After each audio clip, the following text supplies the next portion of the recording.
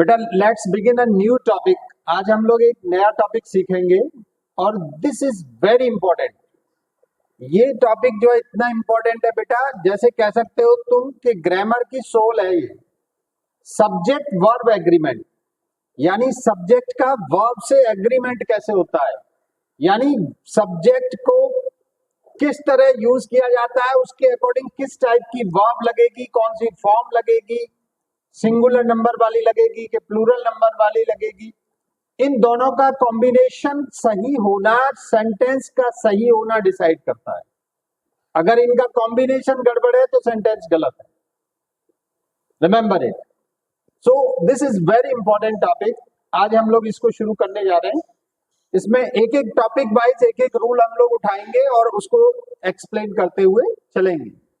ये बेटा तुम्हारे सारे एग्जाम्स में आते हैं ये रूल्स। कोई ऐसा एग्जाम नहीं है, चाहे वो तुम्हारे एग्जाम हो जो बोर्ड वाले होते हैं या यूनिवर्सिटी वाले होते हैं या तुम्हारे किसी भी जगह के होते हैं या कॉम्पिटिशन्स में, तो ये बहुत ज्यादा आते हैं भाई। हर कंपटीशन में पूछे जाते हैं, किसी टाइप का कंपटीशन हो। इसलिए ये बहुत इंपॉर्टेंट है, बहुत ध्यान से समझते हुए चलना। ठीक है, लेट्स बिगिन। शुरू करते हैं हम। पहला रूल हमारा देखते हैं, use of not only and but also. Not only but also, ये पहले तो ये समझिए बेटा, ये दोनों साथ ही यूज होते हैं, राइट। और ये एक सेंटेंस में नॉट ओनली भी लगेगा, बीच में कुछ वर्ड्स आएंगे, उसके बाद बट आल्सो का यूज होगा। न केवल बल्कि भी, इसका हिंदी होती है न केवल बल्कि भी। क्लियर। यूज इसका होता है जब सेंटेंस में, तो जनरली दो सब्जेक्ट को जोड़ने के लिए किया जाता है। किसके लिए किया जाता है बेटा? दो सब्जेक्ट को जोड़ने के लिए। और जब जोड़ेंगे दो सब्जेक्ट को, तो तुम जानते हो कि क्या हो सकता है, वर्ब पे क्या इंपैक्ट पड़ता है। ठीक है, यही चीज हमें यहां सीखनी है। जब हम किसी सेंटेंस में नॉट ओनली बट आल्सो का यूज करेंगे, तो उसमें जो वर्ब पे क्या इंपैक्ट पड़ेगा, यानी वो वर्ब सिंगुलर नंबर की यूज होगी या प्लूरल नंबर की यूज होगी, ये तुम्हें आज सीखना है बेटा। एग्जाम्पल तुम्हारे सामने है, पहले इसको देखो। Not only silver but also gold are mined in the country, यानी कंट्री में न केवल सिल्वर बल्कि सोना भी, चांदी ही नहीं बल्कि सोना भी माइन किए जाते हैं, यानी खुदाई की जाती है, इनकी निकाले जाते हैं खान से देश में। तो क्या ये सेंटेंस करेक्ट है? पहले तो ये देखो भाई, सिल्वर और सोना दो चीजें हो गई, not only but also say जोड़ दिए गए। क्लियर हो रहा है? आर माइंड, ये माइंड किए जाते हैं। ठीक है, प्लूरल मान लिया क्योंकि दो लोग, दो चीजें हो गई। करेक्ट। और देश में। क्लियर। ये सेंटेंस है तुम्हारा, क्या समझ रहे हो? इससे सेंटेंस राइट है रॉन्ग है? पहले तो ये बताओ जल्दी, राइट है कि रॉन्ग है? रॉन्ग है। This is very correct, this is incorrect. Sentence क्या है बेटा? ये गलत है, बिल्कुल रॉन्ग है। अब क्यों रॉन्ग है ये सेंटेंस, समझो इस बात को। देखो रूल, अब आ जाओ रूल पे बेटा।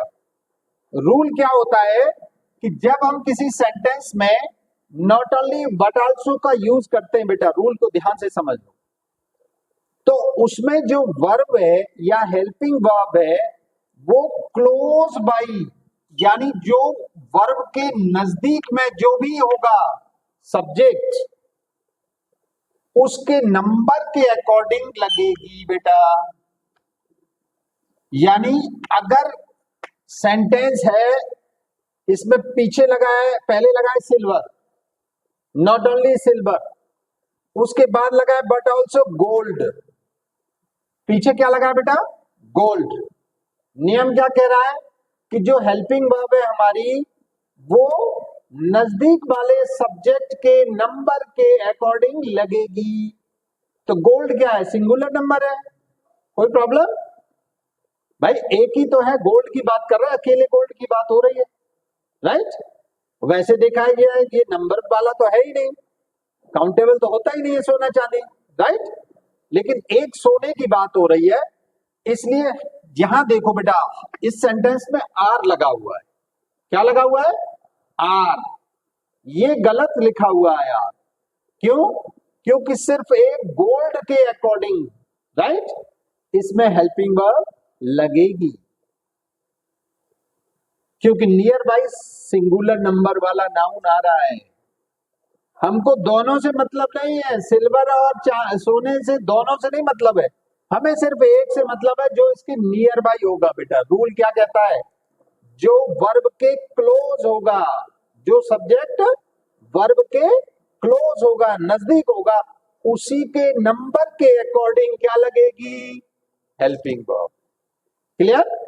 समझ में आ रहा होगा? तो करेक्ट सेंटेंस क्या होगा बेटा? करेक्ट सेंटेंस होगा not only silver, not only silver but also gold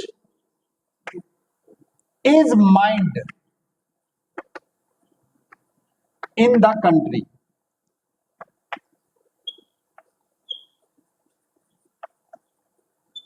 Now this sentence is correct.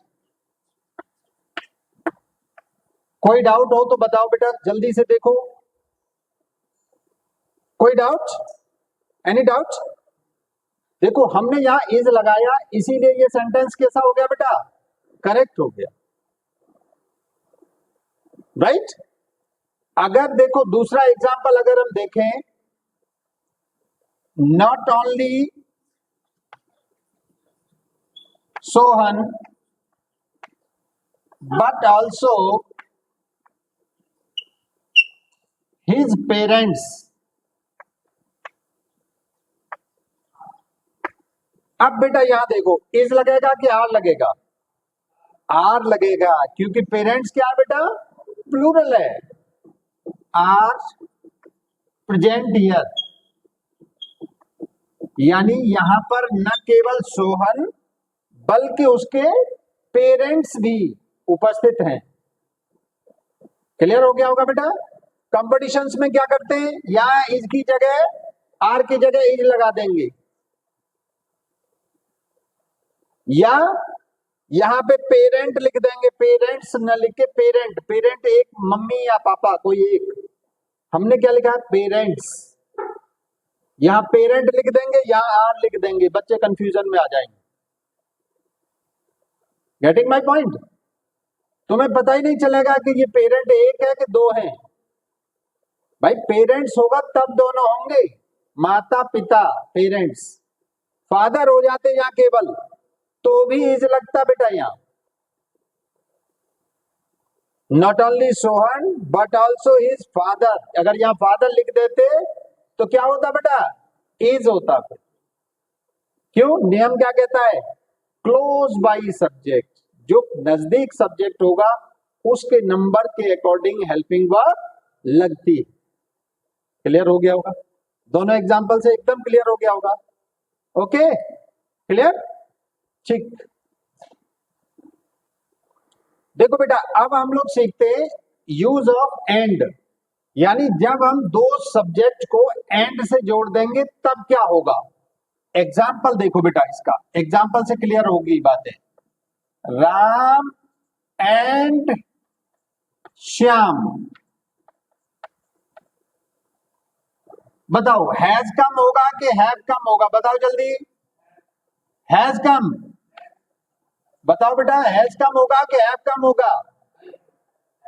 Very good. Has नहीं होगा बेटा, क्या होगा? हैव होगा। Very good. इसीलिए तुमको ये सिखाया जा रहा है कि नॉट ओनली बट आल्सो में तो क्या देखते थे हम? Near by subject. समझ लो बात को बेटा। लेकिन एंड के साथ ऐसा नहीं होता है। एंड क्या कर देता है? जोड़ देता है। और तो जोड़ देगा तो एक और एक कितने हो जाएंगे? दो। और दो हो गए तो प्लूरल हो गया। प्लूरल हो गया तो उसके अकॉर्डिंग प्लूरल की हेल्पिंग वर्ब। क्लियर हो गया बेटा? यानी हमने इसलिए ये तुम्हें समझाया है कि नॉट ओनली बट आल्सो में अलग रूल है, एंड में अलग रूल है। अच्छा, लेकिन एक और चीज हम देखते हैं।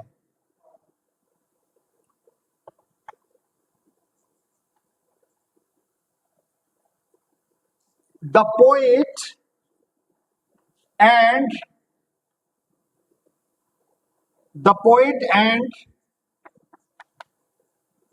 lecturer has come। अब यहां देखो बेटा, ये सेंटेंस देखो अब तुम, the poet and lecturer has come, एक सेंटेंस। दूसरा सेंटेंस देखो बेटा, the poet and the lecturer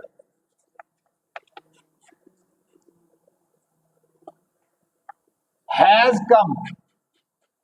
अब बताओ बेटा, दोनों सेंटेंस को पढ़ो, the poet and lecturer has come, the poet and the lecturer has come. अब बताओ इसमें कौन सा सेंटेंस सही है? Very good, this is correct. ये ऊपर वाला एकदम सही है और नीचे वाला एकदम रॉन्ग है बेटा, कर इनकरेक्ट है। ये क्यों है इनकरेक्ट बेटा? क्योंकि ये देखो बेटा, हमने जब द का यूज सिखाया था तब ये बात बताई थी आप आर्टिकल में, कि जब दोनों नाउन से पहले अगर आर्टिकल लग जाएगा तो वो एक लोग नहीं रहा, तो दो लोग हो गए। अगर एक नाउन से पहले केवल आर्टिकल लगा है तो वो कितने लोग हैं? एक ही व्यक्ति है, यानी जो पोइट भी है और लेक्चरर भी है, राइट? एक ही बंदा है, क्योंकि आर्टिकल एक जगह लगा है। इसमें क्या है? इसमें दोनों जगह आर्टिकल लगा है, पोइट के आगे भी आर्टिकल लगा है, लेक्चरर के आगे भी आर्टिकल लगा है। इसलिए ये लोग कितने? दो, 2 पर्सन्स। क्लियर? और जब दो लोग हैं तो यहां क्या लगेगा बेटा? हैज की जगह क्या लगेगा? हैव लगेगा। तो करेक्ट आंसर क्या होगा? The poet and the lecturer have come. क्या हो जाएगा बेटा? हैव कम, हैव लगेगा बेटा। अब ये क्या हो गया बेटा? करेक्ट हो गया। क्लियर? Any doubt? कोई डाउट तो नहीं बेटा? यानी ये हमें ध्यान रखना है, हम एंड से जोड़ते हैं तो जरूरी नहीं है कि वो प्लूरल ही लगे। ये हमको देखना पड़ेगा कि आर्टिकल एक के सामने लगा है कि दोनों के सामने लगा है। अगर नाम है तो नाम में तो आर्टिकल की जरूरत ही नहीं है भाई, वो तो डबल हो ही गए, Ram and Shyam, Radha and Mohan.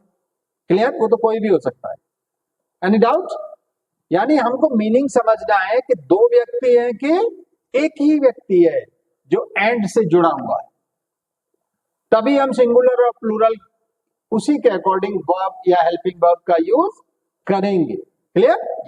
Okay, let's see third rule बेटा, यूज ऑफ मेजॉरिटी। ये वर्ड बहुत इंपॉर्टेंट है बेटा, मेजॉरिटी का यूज। ये कंपटीशंस में बहुत बार, कई बार पूछा भी गया है और अलग अलग रूप से पूछा जाता है बच्चों को कंफ्यूज करने के लिए। आज इसको सीखो बेटा, बहुत इंपॉर्टेंट है यूज ऑफ मेजॉरिटी। एग्जाम्पल देखो पहले, तब हम उससे सीखते हैं। The majority believe that the country can progress. दा भी लगा सकते हो बेटा यहां। तो इस सेंटेंस को देखो, द मेजॉरिटी बिलीव, यानी मेजॉरिटी ये विश्वास करती है, ज्यादातर लोग ये विश्वास करते हैं, मेजॉरिटी का मतलब समझते हो ना, अधिकतर लोग, इस सेंस में यूज होता है कि हमारा देश जो है तरक्की कर सकता है, प्रोग्रेस कर सकता है। तो अब ये देखो, ये सेंटेंस इज इट करेक्ट और रॉन्ग? पहले तो ये देखो, राइट है या रॉन्ग है। थिंक, सोचो पहले, करेक्ट और इनकरेक्ट जल्दी बताओ। अधिकतर लोग सोचते हैं कि हमारा देश प्रोग्रेस कर सकता है, बताओ। करेक्ट लग रहा है एकदम, कोई मिस्टेक नहीं लग रही है, ठीक है? यानी इस सेंटेंस में कोई मिस्टेक नहीं है आपके अकॉर्डिंग, राइट? नो बेटा, दिस इज वेरी रॉन्ग। ये सेंटेंस एकदम रॉन्ग है। अब सीखो रूल। देखो बेटा, मेजॉरिटी का यूज जब हम करेंगे और उसके बाद कोई भी प्लूरल नंबर का नाउन नहीं आएगा, राइट? तो उसको हमेशा क्या माना जाएगा बेटा? वन, यानी सिंगल समझा जाए। सिंगुलर नंबर माना जाता है मेजॉरिटी को, ध्यान से समझ लो। सिंगुलर नंबर माना जाएगा मेजॉरिटी को, ज्यादातर लोग सिंगुलर नंबर हो गया है। अधिकतर लोग ये मानता है कि हमारा देश तरक्की कर सकता है। ता है, ते है नहीं बेटा, ता है यानी सिंगुलर नंबर माना जाता। तो इसमें जो करेक्शन क्या है बेटा? द मेजॉरिटी क्या होगा? Believes, very good, that the country can progress.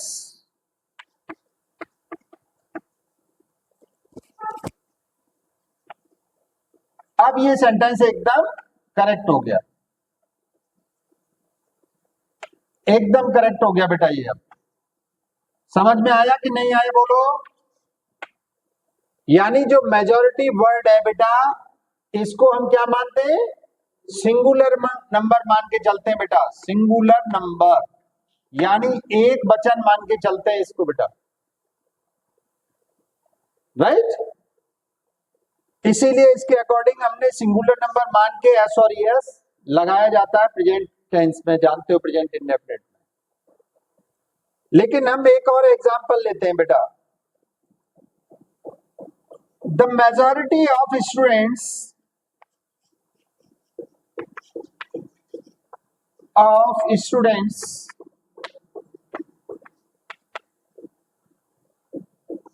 believes in hard work,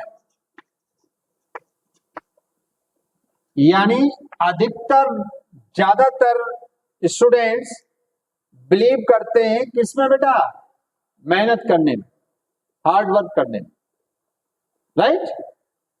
तो अब आपने देखा यहां पे हमने लगाया बिलीव्स। सर अभी आपने बताया था मेजॉरिटी को सिंगुलर मानते हैं, राइट? इसलिए हमने यहां पे भी क्या लगा दिया? बिलीव्स। लेकिन ये सेंटेंस राइट है कि रॉन्ग है, अब बताओ? Absolutely wrong, very good. ये एकदम गलत है बेटा, इनकरेक्ट। ये इनकरेक्ट क्यों है बेटा? क्योंकि इसमें हमने बिलीव में एस और यस लगा दिया। हम मान के चल रहे हैं सब्जेक्ट कैसा है? सिंगुलर नंबर, जबकि सब्जेक्ट सिंगुलर नंबर नहीं। क्यों नहीं है? Because it is followed by plural number. क्या लग रहा है बेटा इसमें? प्लूरल नंबर लग रहा है, वन नहीं लग रहा है। प्लूरल नंबर क्या है बेटा? स्टूडेंट्स। ये देखो यहां पे, क्लियर हो रहा कि नहीं? इसलिए यहां पे बिलीव्स नहीं होगा, क्या होगा? बिलीव होगा। ये भी करेक्शन कई बार आया है बेटा एग्जाम में। The majority of students believe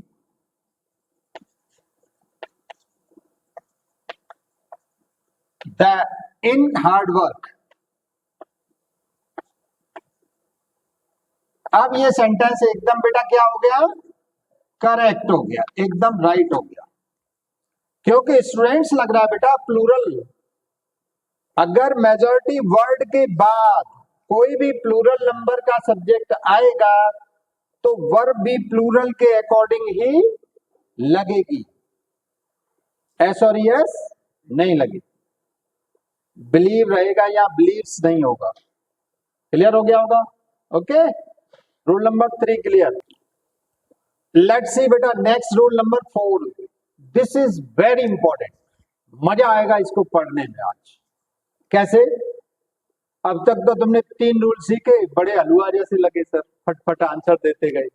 अब यहां तुम्हें पता चलेगा कि भाई ये भी होता है क्या। English grammar is very interesting, अपने आप में बहुत मजेदार लैंग्वेज है भाई। क्योंकि इसके रूल्स जो बंदा समझ रहा है वही उसका करेक्ट यूज कर पा रहा है। बाकी टूटी फूटी इंग्लिश बहुत लोग बोल रहे हैं, लेकिन कोई फायदा नहीं बेटा। बैड इंप्रेशन जाता है अगर तुम गलत इंग्लिश बोल रहे हो। It is better not to speak English, if you can't speak correct English, correct नहीं बोल पा रहे हो तो बेटर है चुप रहो, हिंदी में बात करो या अपनी मदर टंग में बात करो, राइट? करेक्ट इंग्लिश बोलो बेटा, करेक्ट इंग्लिश लिखो, करेक्ट उसका मीनिंग समझो। हलवा नहीं है, ये जादू की छड़ी नहीं है किसी के पास कि तुम्हें एक दिन में इंग्लिश आ जाए। जो लोग ये कहते हैं ना कि इंग्लिश आओ बोलना सीखो 30 दिन में, 40 दिन में, 90 डेज में, वो केवल उल्लू बना सकते हैं बेटा, बोलना नहीं सिखा सकते। हाँ, उल्लू के अलावा तुम्हें तोता जरूर बना सकते हैं। तोता जानते हो ना, रट्टू तोता, रटा सकते हैं, ये रट लो, इसको ऐसे बोलते हैं, इसको ऐसे बोलते हैं। बे रट लो, कब तक रट लेगा? 1 लाख नहीं 1 करोड़ सेंटेंस हैं, कितने सेंटेंस रटा दोगे तुम किसी को? बोलो। अलग अलग परिस्थितियों में अलग अलग अकॉर्डिंग, अलग अलग रूल्स के अकॉर्डिंग सेंटेंस का फॉर्मेशन होता है बेटा। कितनी परिस्थितियों में तुम ले जाके 90 दिन में उसको सिखा दोगे? Not possible. ये बिल्कुल ऐसे ही है जैसे हवाई किले बनाना, समझ रहे हो नहीं? साइकिल से तुम मंगल ग्रह की यात्रा कर सकते हो क्या? वो वैसे ही है, 90 दिन में इंग्लिश फ्लुएंट बोलना सीखें, साइकिल से मंगल ग्रह पे पहुंच सकते हो तो बेटा ये भी काम हो सकता है। अगर तुम साइकिल से मंगल ग्रह पे नहीं पहुंच सकते तो ये काम नहीं हो सकता बेटा, तुम्हें रूल समझने पड़ेंगे बेटा, because it's not our mother tongue भाई, मातृभाषा नहीं है, राइट? मदर टंग क्या है? हम लोग के फैमिली, परिवार, घर, सब लोग वही बोल रहे हैं तो हम लोग सीख जाते हैं। जो बच्चा वहां यूएस में जन्मा है या ब्रिटेन में जन्मा है वो फ्लुएंट सीख जाता है। ही और she doesn't need any type of grammar, उसको नहीं जरूरत है ग्रामर की। जैसे हमें हिंदी से बोलने के लिए ग्रामर की जरूरत नहीं, राइट? लेकिन हमारा एनवायरनमेंट नहीं है वैसा ना, प्रॉब्लम तो ये है।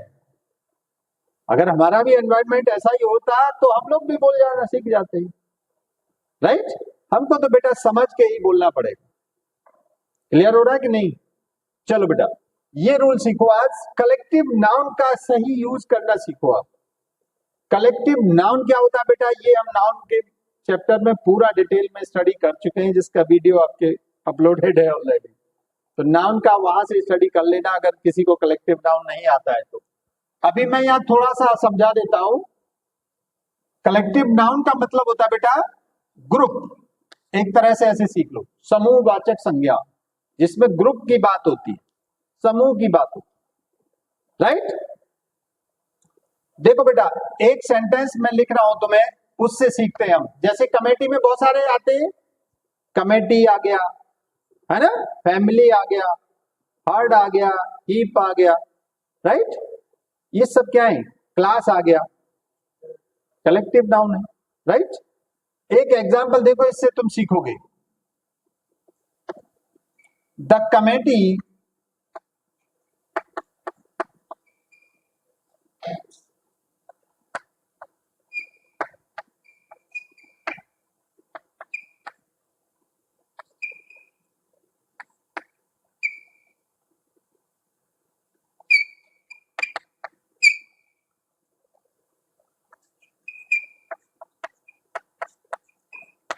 देखो बेटा, ये सेंटेंस है, the committee is united on the hike of taxes या on the issue of hike of taxes, ऐसे भी बोल सकते हैं। हमें समझना मेन बात कि कमेटी जो है बेटा कैसी है?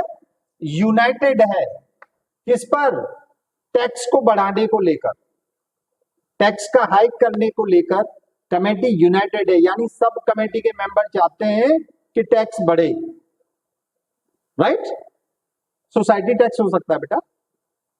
तो अब हम ये देख रहे हैं बेटा, कमेटी के अकॉर्डिंग हमने क्या लगाया? यहाँ इज लगाया। क्या ये सही है भाई? कमेटी तो बहुत सारे लोग हैं ना, उसमें एक लोग तो है नहीं। बोलो बेटा, इसको तुम थोड़ी देर सोचो, फिर मैं दूसरा सेंटेंस लिख रहा हूं।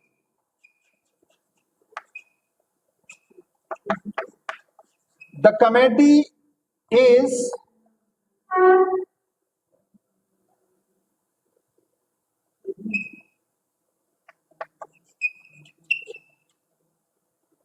इसको हटाओ यहां से। द कमेटी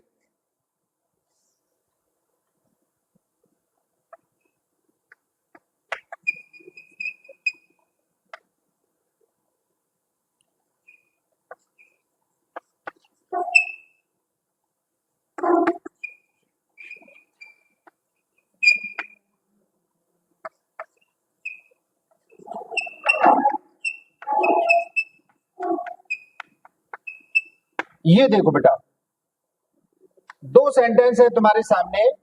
पहला सेंटेंस ये है कि कमेटी यूनाइटेड है किसको लेके, टैक्स को हाइक करने को लेके। दूसरे सेंटेंस में हम कह रहे हैं कि द कमेटी डिफर्स, ये डिफर कर रही है on the issue of the hike of taxes. Sentence लगभग वही है, यानी टैक्स के हाइक करने पर टैक्स कमेटी क्या है बेटा, यहां पे डिफर कर रही है, यानी उनमें एक मत नहीं है, डाइवर्सिफाइड हो रही है, राइट, यूनाइटेड नहीं हो रही बेटा। क्लियर हो रहा है कि नहीं? और यहां क्या हो रही है, यूनाइटेड हो रही है। अब दोनों सेंटेंस को देखो, क्या ये रॉन्ग है कि राइट है, पहले तो इसका बताओ, बोलो बेटा। Very good, this is absolutely correct, ये एकदम करेक्ट है। क्यों करेक्ट है बेटा? कमेटी एक ही है। क्लियर? तुम्हारी बात से हम सहमत हैं, सेंटेंस करेक्ट है हमारा। क्लियर? अब दूसरा सेंटेंस देखो बेटा, सेकंड सेंटेंस में क्या है, द कमेटी डिफर्स, कमेटी अलग अलग मत रखती है on the issue of the hike of taxes, tax को हाइक करने को लेने वाले इश्यू पर डिफर कर रही है, डाइवर्सिफाइड हो रहे हैं लोग, बात को सब लोग नहीं एक्सेप्ट कर रहे हैं। इसमें हमने लगाया बेटा डिफर्स, यानी हमने यहां पे भी कमेटी को क्या माना है, सिंगुलर ही माना है, जैसे यहां माना था सिंगुलर भाई, तभी तो इस लगाया था। अब यहां देखो तो ये सेंटेंस करेक्ट है या इनकरेक्ट है, बताओ, करेक्ट है कि इनकरेक्ट है? क्यों है इनकरेक्ट, बोलो। Very good, this is absolutely incorrect, ये सेंटेंस एकदम रॉन्ग है बेटा। रॉन्ग क्यों है, देखो, अब आ जाओ रूल पे बेटा। जितने भी हमारे कलेक्टिव नाउन्स हैं, अगर वो किसी बिंदु को लेकर, किसी पॉइंट को लेकर, किसी इश्यू को लेकर एक मत है, क्या है बेटा, एक मत, सब लोग क्या है, यूनाइटेड है, एक मत है, तो वहां पर उस कलेक्टिव नाउन को क्या माना जाएगा बेटा, सिंगुलर माना जाएगा। ये रूल होता है। जब हमारे कलेक्टिव नाउन किसी बिंदु को, किसी विषय को लेकर एक मत नहीं है, डाइवर्सिफाइड है, कोई कुछ कह रहा है, कोई कुछ कह रहा है, कोई कुछ मान रहा है, राइट, तो उस सेंस में बेटा क्या लगाएंगे, हम इसको क्या मान के चलेंगे, तब हम इसको प्लूरल मान के चलेंगे, सिंगुलर नहीं मान के चलेंगे। और जब ये प्लूरल हो जाएगा तो यहाँ डिफर की जगह, डिफर्स की जगह क्या होगा, केवल डिफर रहेगा। तो क्या सेंटेंस बन जाएगा बेटा, द कमेटी डिफर, क्या होगा बेटा, डिफर, डिफर्स नहीं होगा, बाकी जो का तो रहेगा, ऑन द इश्यू ऑफ, ये तो आप लिख ही लोगे। क्लियर? अब ये सेंटेंस कैसा हो गया बेटा, करेक्ट हो गया। ये जो हमें सीखने वाली बात थी, जो हमने आपको सिखानी चाहिए थी। नियम समझ में आ गया होगा कि जब कोई कलेक्टिव नाउन किसी बात या किसी इश्यू को लेकर एक मत है, सबका विचार क्या है बेटा, एक है, तो वहां सिंगुलर माना जाएगा उस कलेक्टिव नाउन को। अगर सिंगुलर माना जाएगा तो सिंगुलर के अकॉर्डिंग ही हेल्पिंग वर्ब और वर्ब का यूज होगा, इस लगाया हमने। जब कोई कलेक्टिव नाउन किसी इश्यू को लेकर एक मत नहीं है, डाइवर्सिफाइड है, अलग अलग कूद रहे हैं, सब लोग अलग अलग बात कर रहे हैं, कोई नहीं मान रहा किसी की, तो क्या होगा बेटा, उस सेंस में हम उसको सिंगुलर नहीं मानेंगे, क्या मानेंगे उसको? प्लूरल मानेंगे। प्लूरल मानेंगे तो उसी के अकॉर्डिंग वर्ब और हेल्पिंग वर्ब लगेगा। क्लियर हो गया होगा? ये बहुत इंपॉर्टेंट रूल है बेटा, ये हर एग्जाम में आता है लगभग, इसी तरह से पूछा जाता है। सेंटेंस कोई भी हो सकता है, लेकिन मीनिंग उसका पूछने का जो उसका बेस है वो यही होता है। एक मत है कि डाइवर्सिफाइड। अब जिसने ये रूल पढ़ा है बेटा, हमने आज बता दिया, तुमने सीख लिया, तो अब तुम इसको मिस्टेक नहीं कर पाओगे। अब तुम करेक्ट कर दोगे, कहीं पे भी आएगा अरे इसमें ये मिस्टेक है क्योंकि ये यूनाइटेड नहीं है, राइट? समझ गए तो तुम कर दोगे। और अगर नहीं समझते, नहीं जानते इन नियमों को, तो क्या होता? कुछ नहीं, बेकार, रॉन्ग करके आते, फिर कहते नौकरी नहीं लग रही है सर, बहुत मेहनत की, डिग्री लेके घूम रहे हैं। अरे डिग्री नहीं है बेटा, वो चटनी खाने का पत्ता लेके घूम रहा है, तू कागज का टुकड़ा, चटनी खा ले उसको रख के। डिग्री लेना, डिग्री हासिल करना और पढ़ना दोनों अलग अलग है बेटा। हमारे देश में इतनी यूनिवर्सिटी, इतने कॉलेज, इतने बोर्ड चल रहे हैं बेटा, डिग्रियां तो बहुत मिल रही हैं, बहुतों को मिल रही हैं, लेकिन जॉब्स क्यों नहीं मिल रही बहुतों को? ऐसा नहीं अपॉर्चुनिटीज नहीं है, अपॉर्चुनिटी बहुत है देश में, लाखों अपॉर्चुनिटी है, लेकिन अपॉर्चुनिटी के लायक बेटा सुटेबल कैंडिडेट भी तो होना चाहिए, योग्य व्यक्ति भी तो होना चाहिए। इसीलिए डे बाय डे कंपटीशंस क्या होते जा रहे बेटा? टफ होते जा रहे। प्री एग्जाम, प्री में स्क्रीनिंग कर देंगे, राइट? फिर मेंस लेंगे, मेंस में बिल्कुल छटे हुए उसमें से भी क्रीम निकाल लेंगे, जैसे दूध में से क्रीम निकाल लेते हैं। फिर मेंस के बाद क्रीम में से फिर घी निकालेंगे, इंटरव्यू में एकदम प्योर शुद्ध देसी घी लेंगे, वो दूध, छाछ, मठा तुम्हारा वो सब अलग कर देंगे, हटाओ इन सबको। और 99% स्टूडेंट क्या है बेटा? छाछ मठा वही है सब। क्यों? पढ़ ही नहीं रहा है। आज बच्चे क्या कर रहे हैं पता है? बच्चों को पढ़ना ना पड़े बस, बाकी सब कुछ भी करा दो, रील दिखा दो मोबाइल में, फालतू की चीजें दिखा दो, हुआ हा वाले मैसेज, वीडियो, शॉर्ट वीडियो, इनमें लगे पड़े। जैसे ज्ञान बताने की, सीखने की, कुछ समझने की बात आती है, नींद आ जाती है बच्चों। अरे इसमें कौन माथा पच्ची करेगा? अरे बेटा कैरियर तो उसी से बनना है, ये ठुमके लगाने वालियों को देख देख के तुम्हारा कैरियर थोड़ी बनना है। जो इनमें अपना समय बर्बाद कर रहे हैं वो बर्बादी हो रहे हैं बेटा, फ्लॉप ही हो रही है लाइफ उनकी, कैरियर डिस्ट्रॉय हो रहा है, भूखे मरने की तैयारी हो रही है उनकी, एक एक रुपए के लिए तरसने की तैयारी हो रही है जो इस समय मेहनत नहीं कर रहा है। तरसेंगे ये लोग, लाइफ लॉन्ग तरसेंगे, स्ट्रगल करेंगे जिंदगी भर। अभी 4-6 साल तुम लोग स्ट्रगल कर रहे हो और तुम्हारा कैरियर एकदम टॉप क्लास बन जाएगा। और यही 4-6 साल तुमने इग्नोर मार दिया है कैरियर को, मेहनत नहीं की इसी 4-6 साल में, तो पूरी जिंदगी मेहनत करनी पड़ेगी बेटा, गधे की तरह काम करना पड़ेगा पूरी लाइफ। 4 साल के लिए गधा बन जाओ वो बेटर है कि 40 साल के लिए गधा बनो वो बेटर है? बताओ भाई। 40 साल कम से कम, 50 साल जितने जियोगे उतने पूरी जिंदगी गधा रहोगे, काम करते रहोगे, लदते रहोगे, मजदूरी करते रहोगे। 2 पैसे की इज्जत समाज में नहीं मिलेगी, 2 पैसा तुम्हारी पॉकेट में नहीं होगा, कोई वैल्यू नहीं होगी सोसाइटी। चवन्नी छाप बोले जाओगे बेटा, सीधी बात बताएं। इसलिए 4 साल कस के मेहनत कर लो, डट के मेहनत कर लो, अगले तुम्हारे 40 साल, 50 साल, 100 साल जितने जियोगे बेटा, चैन से और किंग की तरह जियोगे, राजा की तरह जियोगे, सब कुछ होगा तुम्हारे पास, जितनी भी सुख सुविधाएं हैं सब होंगी, गाड़ी घोड़ा बंगला गाड़ी सब मिलेगा अगर मेहनत कर ली 4 साल, 5 साल, 6 साल। और यही 4-5 साल तुम एंजॉय कर लो, गए काम से। डिसीजन भाई आपके हाथ में, मुझे तो जो बताना होता है मैं बता ही देता हूँ बीच में। Okay, thank you.